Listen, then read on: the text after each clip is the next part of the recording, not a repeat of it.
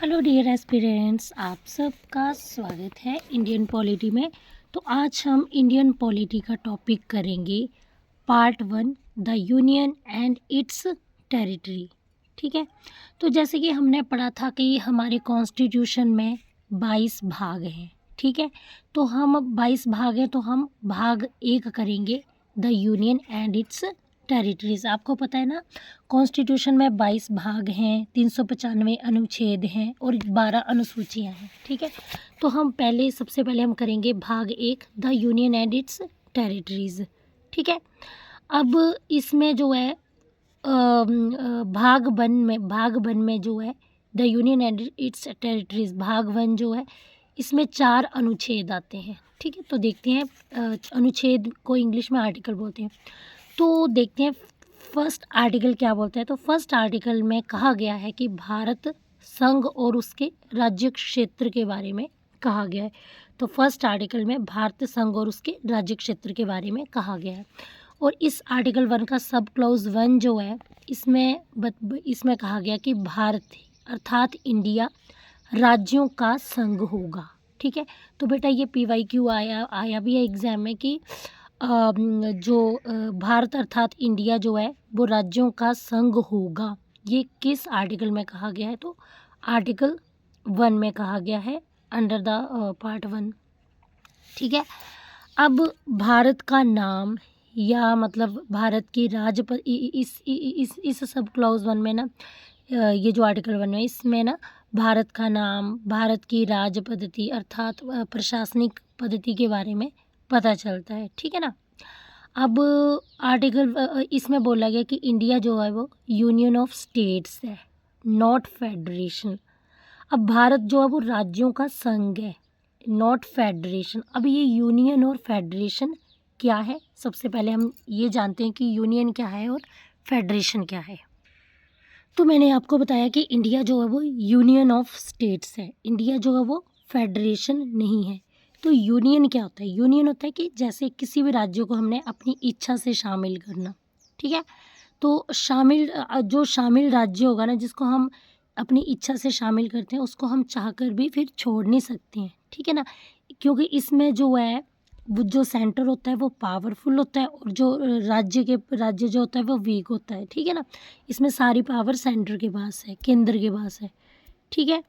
अब आगे बोला गया, अब फेडरल क्या होता है? फेडरल होता है, फेडरल में पता है क्या होता है कि अगर राज्य जो है अपनी इच्छा से शामिल नहीं कर सकते, इसमें ये समझौते से शामिल हो सकता है। ठीक है।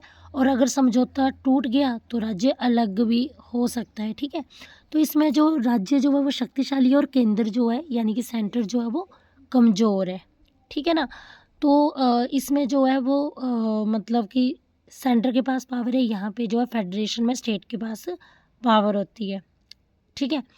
तो अब यहाँ पे एक जिक्र आएगा कि टेरिटरी ऑफ इंडिया क्या था। तो टेरिटरी ऑफ इंडिया में क्या क्या आता है? स्टेट्स आती है, यूनियन टेरिटरीज आती है और अदर टेरिटरीज आती हैं। ठीक है, इंडिया में। समझ आ गया? तो आई होप आप यूनियन और फेडरेशन का मीन्स समझ गए कि यूनियन में क्या होता है, पावर सेंटर के पास होती है और फेडरेशन में पावर जो है वो स्टेट के पास होती है। ठीक है ना। तो अब आर्टिकल 1 का सब क्लॉज 2 क्या है कि बेटा यहाँ से भी देखो PYQ आया हुआ है किसी एग्जाम में। तो राज्य और उनके राज्य क्षेत्र वे होंगे जो पहली अनुसूची में विनिर्दिष्ट हैं। ठीक है ना। तो बेटा जो आर्टिकल 1 का सब क्लॉज 2 है उसमें बताया गया कि जो राज्य और उनके राज्य क्षेत्र मतलब स्टेट्स और यूनियन टेरिटरीज वो होंगी जो फर्स्ट अनुसूची में इंक्लूडेड हैं। तो फर्स्ट अनुसूची में भारत की 28 स्टेट्स और 8 यूनियन टेरिटरीज की लिस्ट है। ठीक है। और सब क्लॉज 3 क्या कहता है कि भारत क्षेत्र में किसको शामिल किया जाएगा। ठीक है। सब क्लॉज 3 में बताया गया कि भारत क्षेत्र में इन 3 को शामिल किया जाएगा: पूर्ण राज्य, केंद्र शासित प्रदेश और अधिग्रहित क्षेत्र। तो आपको पता है कि हमारे भारत में 28 पूर्ण राज्य हैं और 8 केंद्र शासित प्रदेश हैं। बेटा आज़ादी के बाद क्या हुआ था? दमन और दीव, गोवा, दादर नगर हवेली और सिक्किम, ये आज़ादी के बाद ये भारत के अधिग्रहित क्षेत्र थे। लेकिन प्रेजेंट में अब भारत का कोई भी अधिग्रहित क्षेत्र नहीं है, क्योंकि ये जो आपका ये दमन दीव है, दादर नगर हवेली है, ये आपका यूनियन टेरिटरीज़ में आ गया है, और गोवा और सिक्किम जो है वो ये स्टेट्स में आ गया है भारत की। तो आपका आर्टिकल 1, हमने आर्टिकल 1 पढ़ा, तो आर्टिकल 1 में हम इसके 3 सब क्लॉज पढ़े, ठीक है। अब हम पढ़ेंगे आर्टिकल 2, ठीक है। तो ये भाग 1 है, भाग 1 हम पढ़ रहे हैं यूनियन एंड इट्स टेरिटरीज। उसमें हमने भाग 1 की मैंने बताया था कि इसमें 4 आर्टिकल आते हैं। हमने फर्स्ट आर्टिकल और उसके 3 सब क्लॉज कवर कर लिए। अब हम आर्टिकल 2 पढ़ेंगे कि भारत संघ में नए राज्यों का प्रवेश और नए राज्यों की स्थापना। तो भारत संघ में नए राज्यों का प्रवेश और नए राज्यों की स्थापना, इसका जो विवरण है वो आर्टिकल 2 में दिया गया है, ठीक है ना, कि भारत संघ में नए राज्यों का प्रवेश कैसे करना है, नए राज्यों की स्थापना का उल्लेख जो है वो आर्टिकल 2 में दिया गया है। जैसे फॉर एग्जांपल बेटा कि 36वां संविधान संशोधन 1975 में, इसके अनुसार इसमें क्या हुआ था, 36वां संविधान संशोधन 1975 में भारत में सिक्किम को मिलाया गया था, ठीक है ना। तो आर्टिकल 2 में बताया गया कि भारतीय संघ में नए राज्यों का प्रवेश और नए राज्यों की स्थापना के बारे में, ठीक है। अब आर्टिकल 3 जो है ये बताता है कि अभी यहाँ से ही बेटा क्वेश्चन आए, जहाँ पे मैंने स्टार लगाए थे ये PYQ है एग्जाम की। तो बोला गया है कि नए राज्यों का गठन, नए राज्यों का गठन आर्टिकल 2 में था कि नए राज्यों का प्रवेश और नए राज्यों की स्थापना। अभी यहाँ पे बोला है कि नए राज्यों का गठन, राज्यों के नाम में जो परिवर्तन, सीमाओं में परिवर्तन, ठीक है, मतलब सीमाओं में परिवर्तन, ठीक है। तो ये बेटा सिर्फ अगर आपने राज्यों के नाम में परिवर्तन करना है, नए राज्यों में नए राज्यों का गठन करना है या सीमा में परिवर्तन करना है, तो वो सिर्फ भारत के आंतरिक क्षेत्र की बात कर रहे हैं हम, ठीक है ना। तो बेटा ये जो है इसके बारे में आर्टिकल 3 में कहा गया है। तो बेटा यहाँ से भी एक क्वेश्चन है कि बोला कि नए राज्यों को संघ में शामिल करने के बारे, नए राज्यों को संघ में शामिल करने की ताकत किसके पास है, तो इंडियन पार्लियामेंट के पास है नए राज्यों को संघ में शामिल करने। तो बेटा इंडियन पार्लियामेंट के पास पावर है, इंडियन पार्लियामेंट जो है वो किसी भी राज्य का क्षेत्र बढ़ा सकती है, वो कम कर सकती है, ठीक है ना। तो इंडियन पार्लियामेंट किसी भी राज्य का क्षेत्र बढ़ा भी सकती है, किसी भी राज्य का एरिया कम भी कर सकती है। एक राज्य को, अब इंडियन पार्लियामेंट जो एक राज्य को अलग करके 2 राज्य बना सकती है, 2 राज्यों को मर्ज करके एक राज्य बना सकती है, और 2 राज्यों के थोड़े थोड़े क्षेत्र से एक अलग राज्य बना सकती है। तो इसकी पावर इंडियन पार्लियामेंट के पास है, ठीक है। या ये देखो ये क्वेश्चन आया हुआ है, ये भी एक PYQ है कि राज्यों के नाम, सीमा में परिवर्तन संबंधित प्रस्ताव जो है वो किसकी अनुमति से, किसकी पूर्व अनुमति से पार्लियामेंट में रखा जा सकता है। तो बेटा राज्यों के नाम हो गए, सीमा में परिवर्तन संबंधित जो प्रस्ताव है, ये जो है पार्लियामेंट में किसकी पूर्व अनुमति में रखे जा सकते हैं, तो राष्ट्रपति की पूर्व अनुमति से ही ये पार्लियामेंट में रखे जा सकते हैं, ठीक है ना। तो सबसे पहले हम ना, आपको पता है पार्लियामेंट ना राज्यों को प्रस्ताव जरूर भेजती है कि भाई राज्यों के नाम में चेंज करना है या सीमा में परिवर्तन करना है, तो उससे संबंधित प्रस्ताव ना जो पार्लियामेंट जो है वो राष्ट्रपति की पूर्व अनुमति के बाद पार्लियामेंट जो वो राज्यों को प्रस्ताव जरूर भेजेगी। लेकिन पार्लियामेंट जो है उनको कोई टाइम लिमिट देगी विचार विमर्श करने के लिए, लेकिन जो पार्लियामेंट है वो बाध्य नहीं होगी राज्य की, राज्य कुछ भी बोले, कुछ भी डिसीजन, अंतिम डिसीजन पार्लियामेंट का ही होगा, ठीक है ना। तो राज्य जो है वो सिर्फ विचार विमर्श कर सकती है इसके बारे में, पार्लियामेंट उनके डिसीजन के लिए बाध्य नहीं है, ठीक है ना। ओके, तो बेटा सबसे पहले हम प्रोसीजर के बारे में पढ़ेंगे कि जैसे कोई भी बिल मतलब कैसे पास होता है, ठीक है ना।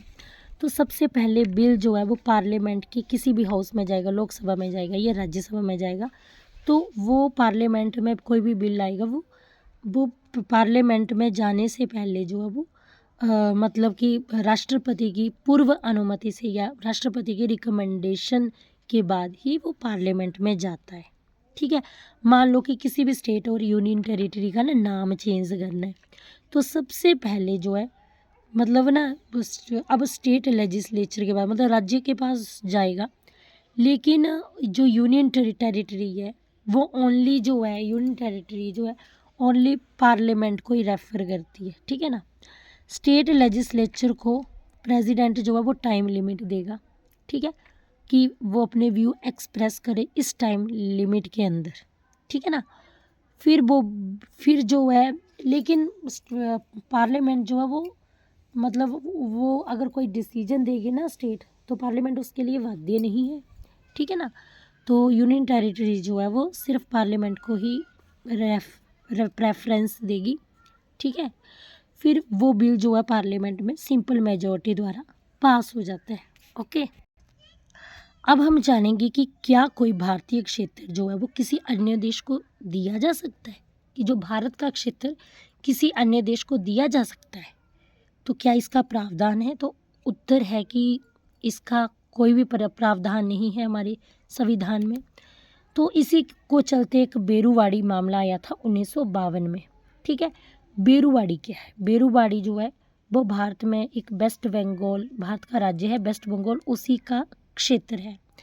बेटा क्या हुआ कि जब ना क्या बोलते रेड क्लिफ ने भारत और पाकिस्तान का बंटवारा किया था ना, भारत और पाकिस्तान के बीच मतलब डिवीज़न लाइन खींची थी, उनको भारत के भौगोलिक क्षेत्र के बारे में इतनी नॉलेज नहीं थी, फिर भी उन्होंने डिवीज़न लाइन खींच दी थी ना। तो क्या हुआ था, उनको ना लिखने की याद नहीं रही कि जो बेरूवाड़ी है वो भारत का क्षेत्र है।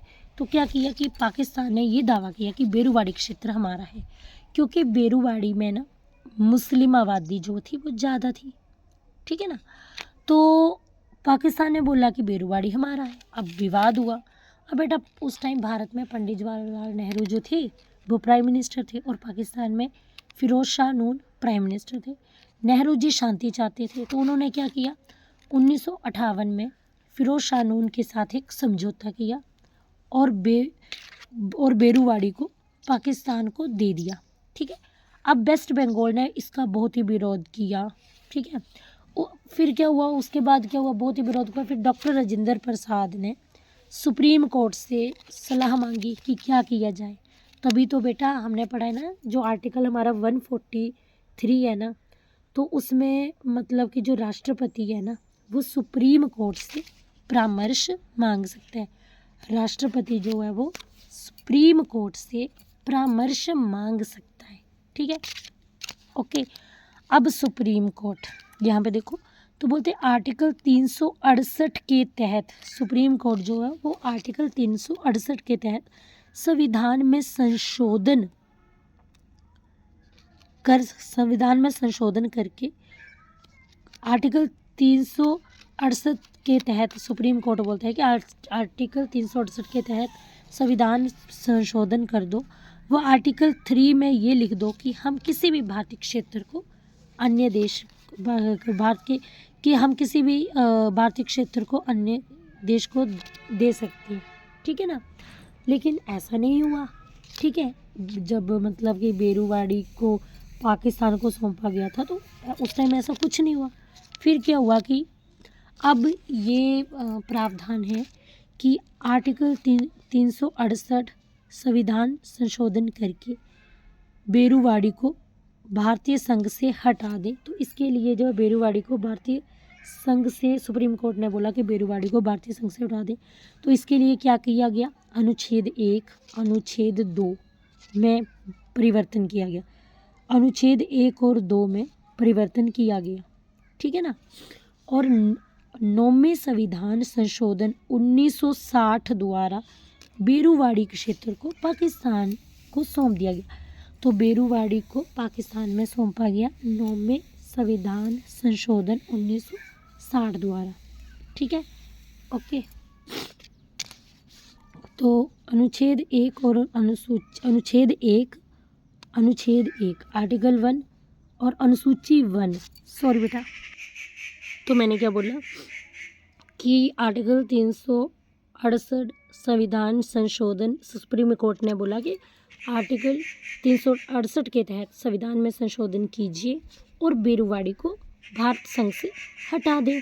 ठीक है, तो अनुच्छेद 1 और अनुसूची 1 में, इसके लिए अनुच्छेद 1 और अनुसूची 1 में परिवर्तन किया गया और 9वें संविधान संशोधन 1960 द्वारा बेरुवाड़ी का क्षेत्र जो है उसको पाकिस्तान को सौंपा गया।